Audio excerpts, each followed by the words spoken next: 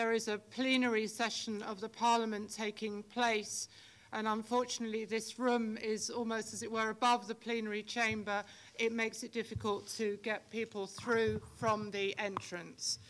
So, having said that, it's really my great pleasure to welcome you here on behalf of the ALDE group, the Alliance of Liberals and Democrats for Europe, here in the European Parliament, to welcome you on my behalf and also on behalf of my other ALDE colleague Gesine Meissner.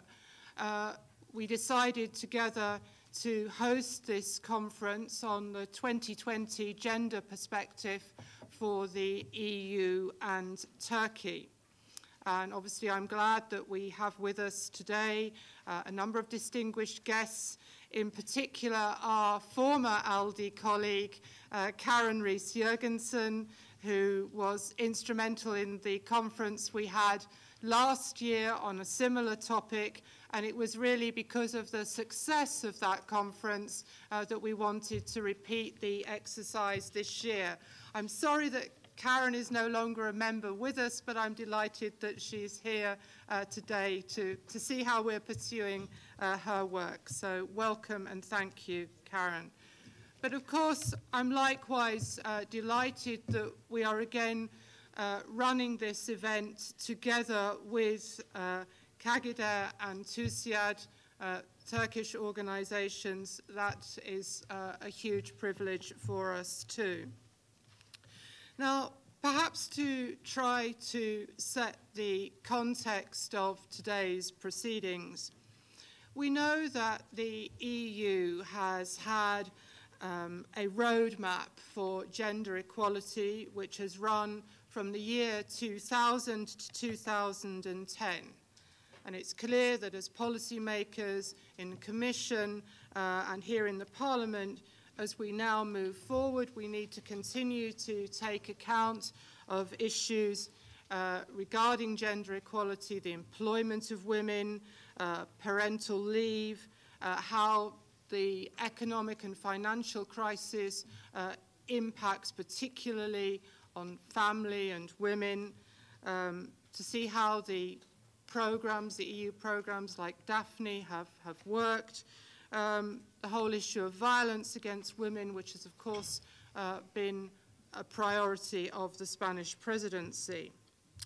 But we also have to ask ourselves the question, do we need another roadmap to follow on, or should perhaps this whole issue be an integral part of the so-called 2020 economic strategy for the European Union, and how within that do we relate the issue, as it were, of East and West and the comparison between European Union and Turkey, and can actually that comparison, looking at what happens within the Union and within Turkey, can that comparison of gender issues assist us in many of the difficult and sensitive questions that we have to deal with, to do with the accession process, to do with enlargement of the Union in general.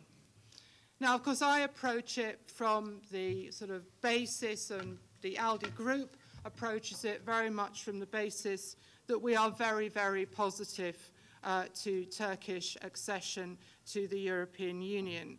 And some of you may know that when our sort of political family met in Barcelona last autumn, it was an important thing for us that we had a resolution that welcomed the steps that Turkey was making towards accession, welcoming it. Obviously, some concerns about freedom of expression and the media, and also seeing that there are issues still to do with gender equality. It remains a challenge for Turkey. It also remains a challenge for us in the European Union, especially when we think of issues like how the labour market is structured, to do with pay, equal pay, and the huge gap that still exists, and also particularly to do with participation in political life. Now, I was very pleased a couple of weeks ago. We had a visit here in the Parliament from Mrs. Gudal Askit, who is the chairwoman of the Equality Committee in the Turkish Parliament. She brought with her a cross-party group of Turkish parliamentarians, and it was quite interesting sitting, talking to them, that in a certain way the problems and the challenges that we face are really in many ways no different. Many of them are quite similar. For instance, when we look at the participation of women in political life and in positions of responsibility, as I understand the figures, in, I think, 2007, the elections in Turkey, the percentage of women in the parliament went up from 4% to 9%, or just above. I could also share with you that in the United Kingdom, between 92 and 97 elections, we went from 9% to 20%. And tomorrow, when we have elections in the United Kingdom for a new parliament, I doubt we will get beyond 25%. So that's why I say we have similar problems. None of us are immune. Even the so-called mother of parliaments in London doesn't make a very good impression when it comes to gender equality. So we have things in similar, and maybe we can learn from comparisons and learn from our experience. And likewise, I think it was interesting last autumn here in Brussels, in the European Union itself. Some of you will know, and I think we mentioned it indeed when we had the event last year, that of course we all knew there were going to be 4 top posts in the EU: the President of the Council, President of the Parliament, the High Representative, and the President of the Commission. And of course, out of those 4 posts, ultimately, 1 was a woman. But you know, it took a number of our colleagues from the Parliament. We actually put on ties and brandished documents saying CV and marched down to the Council the day before the final decision. And there was no doubt, I think, that our sort of personal demonstration assisted in Mrs. Ashton's appointment. So sometimes direct action is necessary, but 1 out of 3 is not good enough. But I think it's also telling that Mrs. Ashton has not had an easy ride, but I also think it's marvellous that we now do have a woman dealing with foreign affairs for the European Union. And if you hear her talking about things like the earthquake, it's a different tone to that we're normally used to. And how many foreign ministers who are women are there in the European Union countries? Just 1. So she looks different, she sounds different, and that's good, but still a lot of progress to be made.